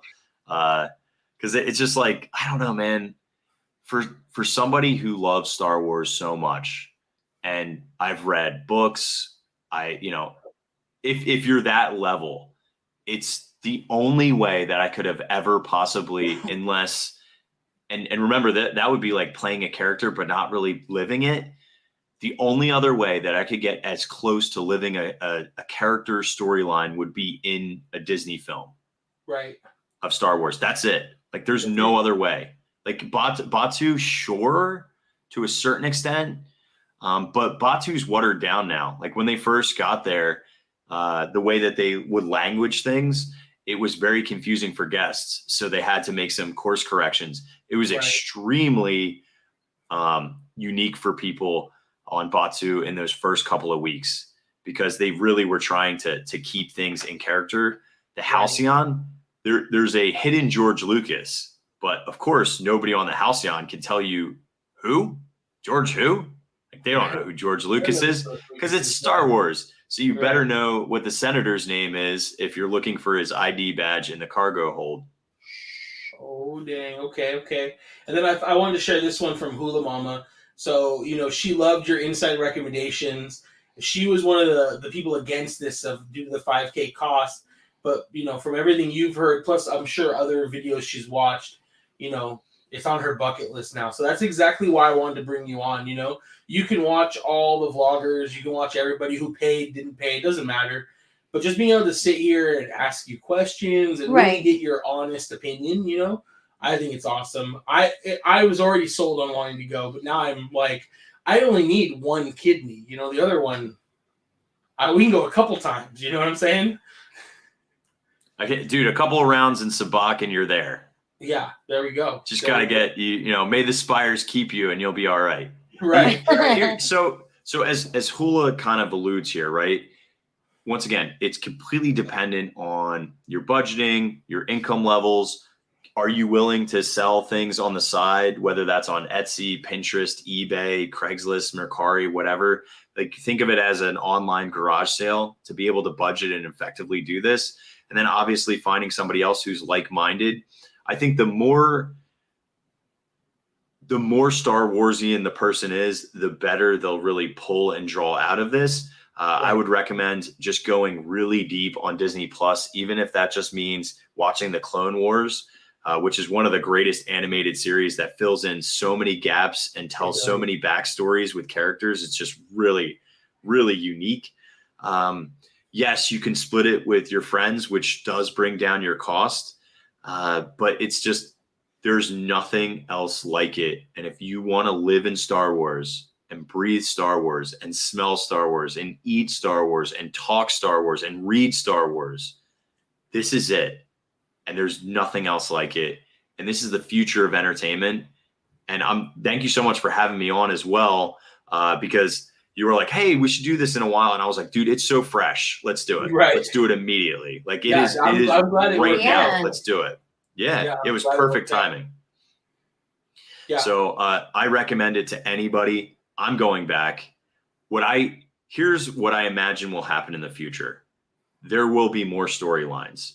I'm hoping that we split factions on Force and we don't get just positive Force. I would love to see a Sith / Kylo style Force, some sort of apprenticeship that's on the dark side would be so much fun. Yeah. Because people were dressed like that, but it fits First Order, but it doesn't really fit First Order. Do you know what I mean? Right. See, and just to touch on that, not to take away from that point, but I've actually I know you haven't built a lightsaber, but I'm sure you've watched videos of the show. I haven't purposefully. I love not knowing that stuff. Should I just here? Should I earbuds out? No, leave it in then. It's fine. I will just say that it's very one-sided in the building of the lightsabers. And it would be nice if maybe you got to pick a side, Yeah, I mean, like, telling me, let's embody the Force nature and positivity and, like, the guiding light, and I'm, like, just straight up with a red blade, like... Yeah, you're like, I picked a red blade and my saber looks like Vader's. Like, I don't care what Yoda said, bro, Yeah, which, I mean, the same can be said about the storyline here. It would be nice if... like, even lightsaber training is clearly leaning towards positivity, Right. which was actually really well done. It was really well executed technologically speaking. Yeah, it looks cool. I saw people like crapping on that too, but it's like, dude, lightsabers aren't real. Lasers in the way Star Wars works aren't real. That's about as good as it gets, dude, you know? Well, dude, that's my point is, well, then make one better. Make Right. one better. You're complaining Do so it much. better Like, do you want people really with a bunch of laser swords chopping real things in real life? Like, this is as good as it gets for right now based on the tech we have. Do I imagine that AR and VR will be much more significant component as the Halcyon, which is not going anywhere, which could change to any time period? Tell me people wouldn't pay $6,000 per person to do a legacy with Han, Leia, Luke, Right. Chewie, R2, done. Right. They could just do that immediately and people will pay infinitely better. Yeah, I mean, that would be awesome. Different hotels, different cruises in different eras of Star Wars history. I mean, how dope would that be? Well, so they already talked about that and alluded. The crew members are like, well, this is only one of our fleet. And I'm like, oh, gosh, there's going to be more, aren't there? They're going to figure this out and they're going to build more of these and create different, unique structures for each one. But once again, the crazy thing about this is imagine somebody, and not in a creepy way, imagine somebody is putting you into this story arc and just like those books, turn to page 24. Oh, I would go over the bridge versus going through the tunnel. All right, turn to page 25. The same thing happens through this, but it's all technologically driven through your Magic Band, through your data pad, through your character interactions with the improv actors who are the real stars of this show, because they put you in a place to be successful. And then anybody else who is watching from cameras or through the interactions to be able to path you correctly. It's just, it's phenomenal. There's a whole operation going on behind the scenes to keep track of everything for sure. And what's awesome is, like, what I realized just from watching the first few videos that came out is that this is exactly what they wanted Batuu to be. Like when they announced Batuu and they talked about how interactive it was going to be, and then whatever budgets got cut, things got changed, and we got the Batuu we have now, for better or worse. This is obviously what they wanted. And what makes me excited is that if this is successful and people love this, some of this in a smaller fashion may bleed into Batuu in the future, right? If people continue to be excited for Star Wars and we get more Star Wars content, more Star Wars movies, more Disney Plus shows, more merch, maybe some of this bleeds into Batuu to keep that land popping, you know? And then, you know, it's a win-win for everybody, I think. For sure. There's some spacing issues, but there's also some space that can be utilized effectively in the future for some upgrades. I do know there was one concept for Batuu to have its own hotel attached, or like a tavern or whatever they would have wanted to call it. And I just could imagine in the Black Spire book, which the audiobook is fantastically directed. You can get it on Audible. There's one part where a guy stumbles out of Oga's and Vi has to get him because he gets into an altercation with the First Order stormtroopers. I could just imagine people walking around at night loaded after Oga's trying to stumble back to their tavern. Like, it's already an amazing space. I guess that already does happen because Oga's takes reservations at like 10 o'clock at night and the park technically closed at 9. So you could leave at like 11. You know, at like 1 hour after everybody's already left, and just straight up be like alone and smashed in Batuu. I'm sure you could do that.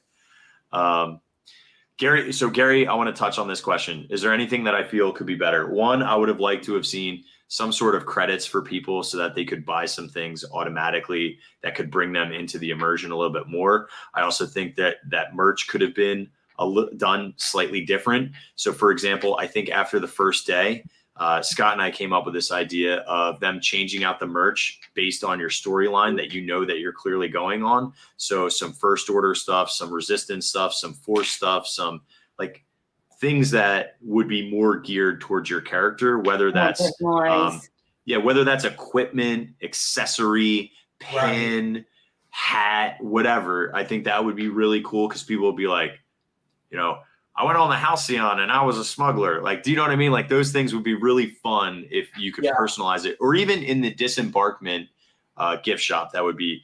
And here's a pro tip: you can't buy anything your third day on the ship. So you got to buy everything your first 2 days. There's probably a lot of people who are like, oh, I'll buy it on the gift shop. They don't tell you openly that the gift shop's closed on the third day. And they do that purposefully for moving people off the ship, because they clearly would want to keep them on there for as long as possible so that you could spend your money. But the disembarkment thing has completely different merch. So if you wanted to buy Sabacc, well, you're in, unless the crew members go back in and help you out, which I'm sure they probably would be okay with in certain instances. Right. Here's one thing that I really, really wish. I wish there was more things you could do with the data pad. I wish there was more things that you could scan. I wish there was more things written in Arabic. I wish there was more canon stories on things that you could do when everyone else doesn't want to get involved. So like in my head, I would call them side quests. So like ways that you could get so granular in the Starcruiser that wouldn't require a lot except for some copywriting and adding those scanners. Because I literally went everywhere and scanned anything that I could and translated anything that I could, but I felt like I ran out. Now, granted, I am a super user. You know, what kind of psycho is out and about at 3:30 in a cargo hold taking pictures of random Arabic tags to figure out, I wonder what planet that's from as I'm translating. That's not normal, but for somebody like me, and for a repeat user, because I do imagine I'm going to go back, I'll choose a different storyline, but I would like to see some more elements added to there. And I feel like that's a simple one. More things that you could hack and get access to.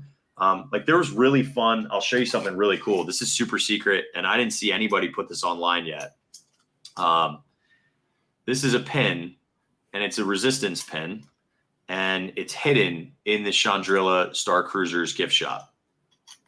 The only way you access it, and it changes to the Resistance logo, if you ask one of the crew members, do you have the artifacts?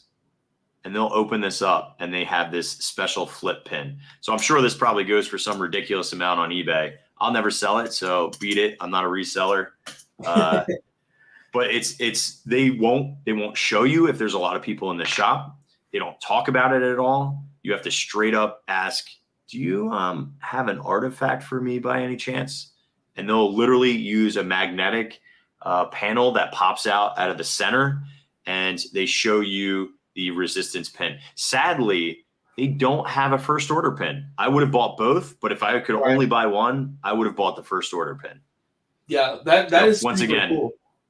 Yeah, it was very cool. And like hidden merch on the Starliner was a fun thing. Plus, I thought it was really cool that a cast member gave me a kyber crystal, like whatever this crystal is. It's not an actual kyber crystal, meaning like I couldn't put this, because it's a legit crystal. I couldn't put this in a lightsaber and have it do anything. I mean, it just would change the color, so maybe it would do something. But I'm like, that is a cool immersion thing for her to do that. Like she had a whole little cubby pouch fanny pack, a Star Wars fanny pack, if you will, that she had clearly like little who's its and what's its galore that she could just pull out based on the storyline that you were in. And I'm like, there's no way that exists more than the first couple of months. Right. Because people will figure out, and they'll find who these hidden characters are and be like, hey, do you have anything? Right. There'll be a line of people trying to ask. Yeah, exactly. Yeah.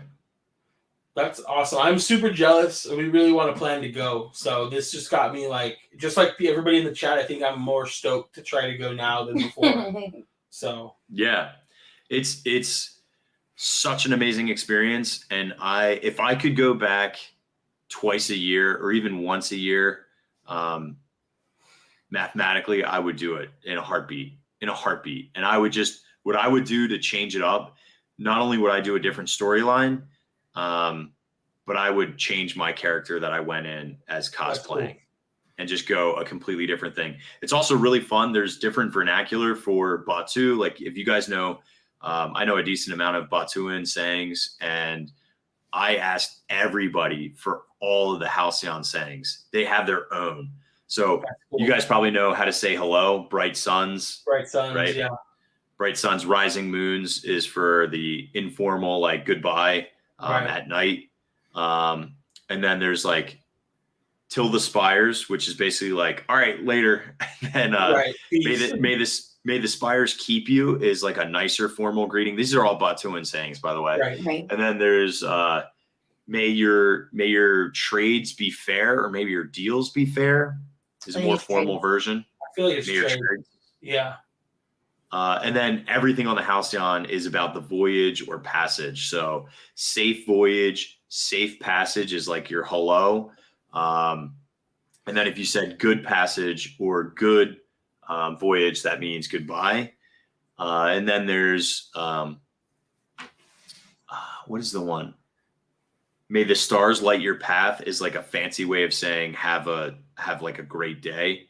Yeah. There's curse words. There's 2 curse words I learned. One of them is stars, and the other one is asteroids.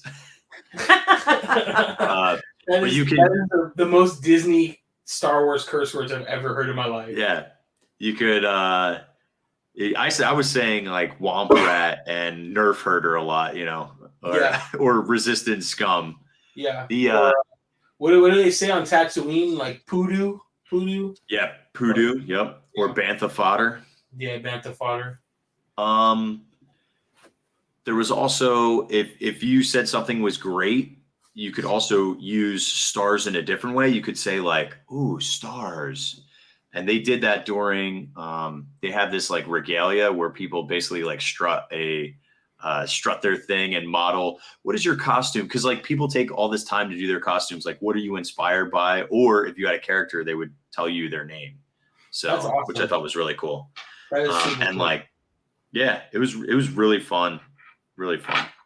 That's cool. All right, I think I gotta cap it out because I have a big day tomorrow. I stream tomorrow, but tomorrow I'm going after something that there's loose numbers attached to it, but we're going to solidify it. The most number of laps consecutively on the People Mover.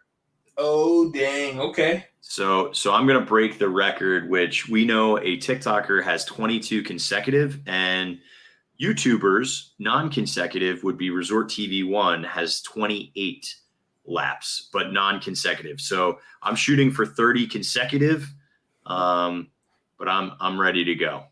That's cool, man. I will be on that stream tomorrow then. Right. So you guys, thank you, Kirk, again for coming on. Walruscarp. Make sure you're following him on TikTok and YouTube. Instagram, you're not on quite as much, right? Yeah, I just basically do updates on stories, and that's like mainly still shots or putting out like posts of when we're doing things live. Yeah. But yeah, pretty much if you want content, it's going to be TikTok first, then YouTube second. Because there's more TikTok content, because I do like 10 to 20 a day, where YouTube it's only like 1 to 2 a day posted video wise. Yeah, you're killing it on TikTok, dude. You're absolutely killing it on TikTok. So thank you. And the content, once again, really, I don't do it because I want to be famous. I do it to build brand awareness. Right. So it's 100% to help build our clothing line, which is WDW theme park clothes, like our Han shot first. I got my Ep coat back here, our grand and miraculous jacket. That one came out so good. Oh, dude, the Ep coat's sick. So, we started this about 2.5 years ago, moved down here to do this full time, chasing a dream, shoestringing it totally right now. And I'm just praying I don't have to go work at Amazon for 18-hour shifts to be able to make this thing happen, but do it if I have to. Yeah, man. We'll keep it up. Thanks for coming on. We'll be on the stream tomorrow. Good luck. You got it. 30 in a row. When we hit 5,000 on YouTube, we're going to live stream on Small World for an entire park day.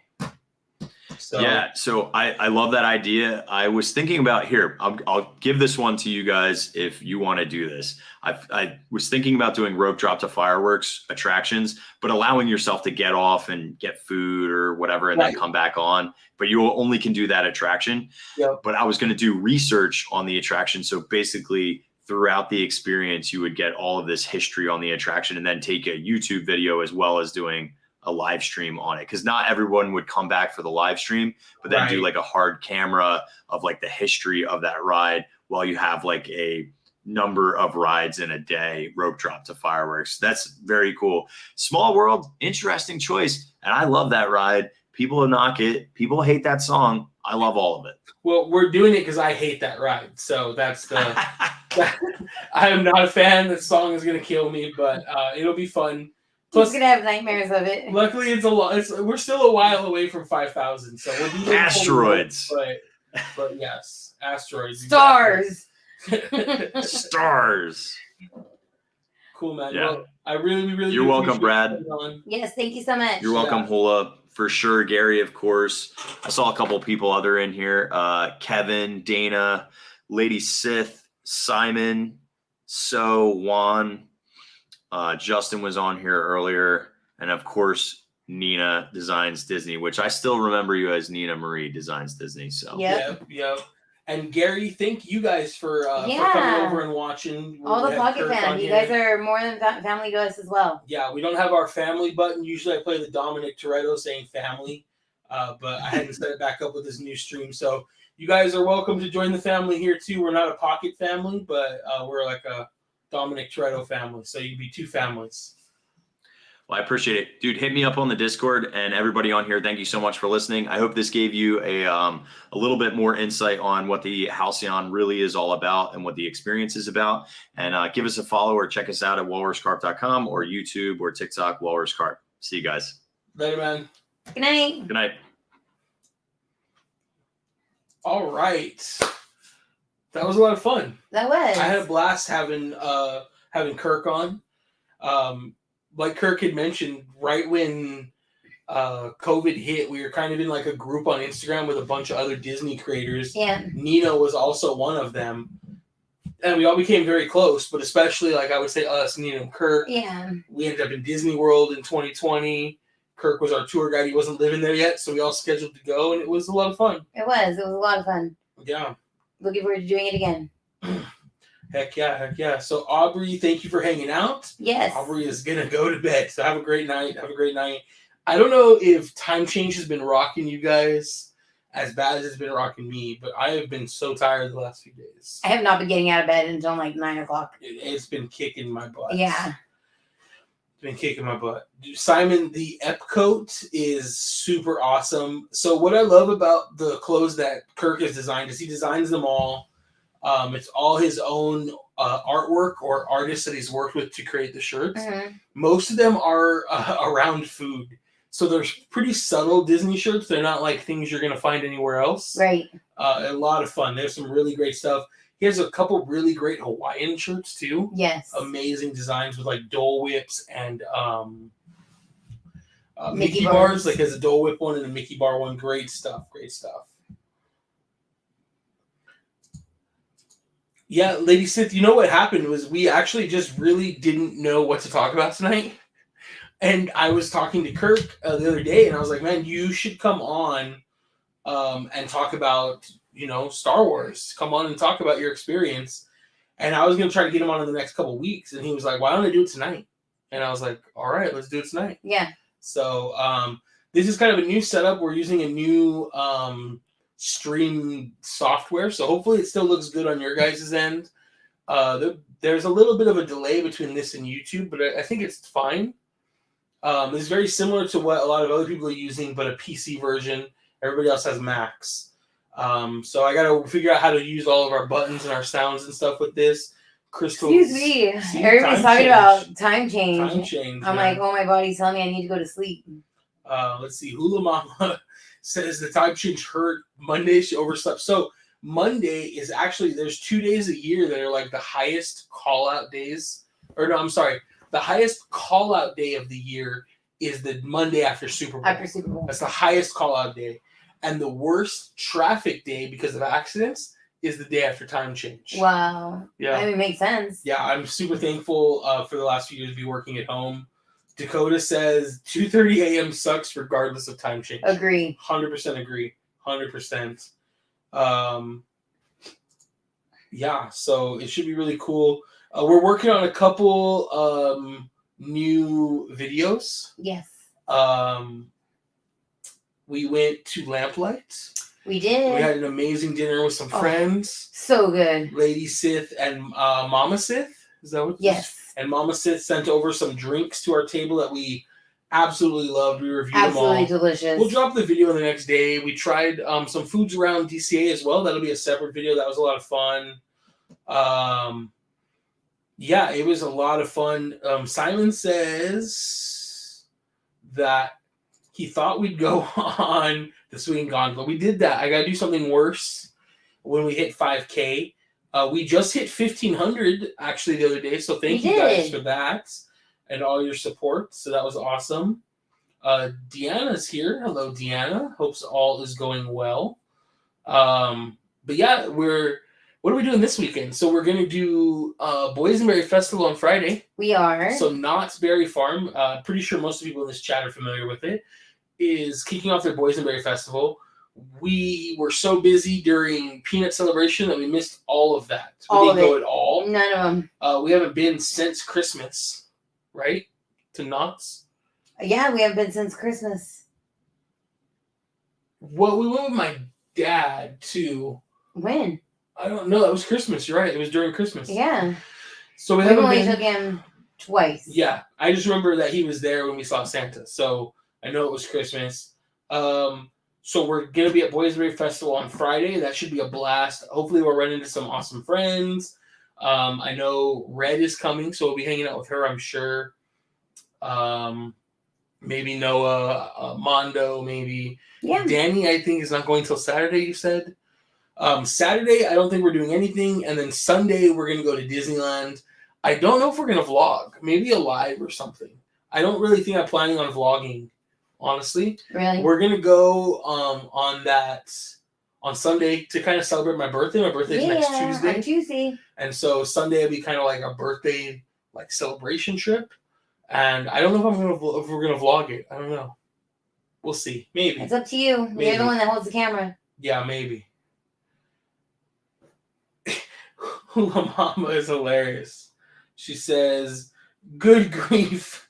What's worse than those damn swinging gondolas? I personally think riding Small World over and over all day is worse than that. So the plan for when we get to 5K is whether it's how many times can we ride Small World continuously before I go crazy or whatever. We're going to do that. So should be pretty fun. It should be. Lady Sith is looking forward to our video on Boysenberry Festival. Yeah. I'm hoping we're going to get to try a bunch of good foods. Yes. I hope we get to try a bunch. I think they're doing a mixture of tasting card as well as items not on the tasting card, some of which are on dining plan, which is awesome, and some of which that aren't. So we'll probably focus on tasting cards and dining plan. Yes. Probably. For sure. That would be my guess. But we'll kind of see how it goes, Lady Sith Lord actually says, congrats on 1.5K. Thank you guys. We're getting there. We have some happy early birthdays. Some happy early birthdays. Thank you so much for that. Yep. Looking forward to it. Turning 37 this year. You're old. Getting old. Getting up there.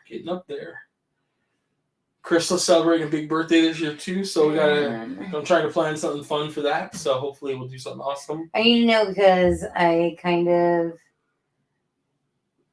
made brunch reservations. Well, we'll see. We'll have to see. I will let you know what day right now. Yes, let me know what day brunch reservations are. Brunch reservations are for May 14th. Okay, that should be okay. We'll see. Okay. Who knows? Oh, okay. We don't know yet. Okay. But yeah, so not a whole lot going on, but I think Boysenberry Festival should be a lot of fun. Just because we haven't been in Knott's in so long. I know.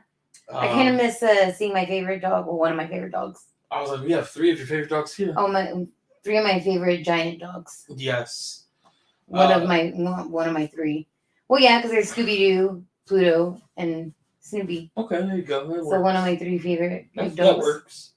But it should be a lot of fun. Maybe we'll get back. Even Goofy, though. I love Goofy. Yeah, that's true. Oh, man. I have too many dogs. Too many. No such thing. Yeah. Well, I think that's pretty much it for me tonight. Yeah. I think we're pretty much done. I really appreciate you guys hanging out with us. Definitely. Thank you guys for joining. We're hanging with Kirk, and I'm super stoked. I'm about to call and try to make reservations, so and see what's open and stuff. So yeah, I think that would be a lot of fun. We definitely want to do it. I don't know when, but it is on the list. But yeah, so thank you guys all for hanging out tonight. For sure. We appreciate it. I hope you guys have a great rest of the week. Definitely. And get to the weekend. If you guys want to see some good movies, make sure you guys go check out The Batman. We absolutely loved it. It was really good. There are times it does feel like a 3-hour movie since it's 3 hours. Yeah. It does drag in a couple spots, but not too bad. Yeah, if you guys see it, let us know what you think. If you end up watching Turning Red, let us know what you think. We were a little divided on it. I enjoyed it, but didn't love it. Crystal went and did yard work. I got totally distracted by every little thing. I ended up going outside, doing yard work, climbed a tree, It has been a great night, and we love you as well. Hula Mama, I really do hope we see you Friday. I hope we are there when you get there. So make sure you message us when you get there. Hopefully we'll still be there. So you guys all have a wonderful night. Thank you for all the happy birthday wishes and the early birthday wishes. I think we're going to be live on my birthday, but I'm not 100% sure yet. I don't know if we're going to go to dinner that night or not yet. But you guys will know by then next week. I'll post. Yeah. So you guys should know. So if we don't go live on my birthday, then we'll go live Wednesday or something. So, but it should be a lot of fun. What date is my birthday? Sorry, my birthday is March 22nd. It's the 22nd. Oh, because he's literally a day away. Yeah, he's right there too. Mom said Turning Red, thumbs down. I 100% agree. Yeah, a lot of people weren't big fans. I wasn't a big fan of the animation, so that was already throwing me off. I couldn't sit there and watch it. I couldn't sit there and listen to it because I'm a visual person. So I just walked myself out of the room and let everybody else enjoy it. Yeah. The animation was weird. I didn't like how it flip-flopped between anime style. Yeah. Very Japanese inspired, which I normally enjoy, but then yeah, I don't know. I think Big Hero 6 is how you do Japanese inspired animation without going all the way. I don't know. But let us know what you guys thought. For sure. And we will see you guys next time. Thank you again for hanging out. Good night, everybody. Good night.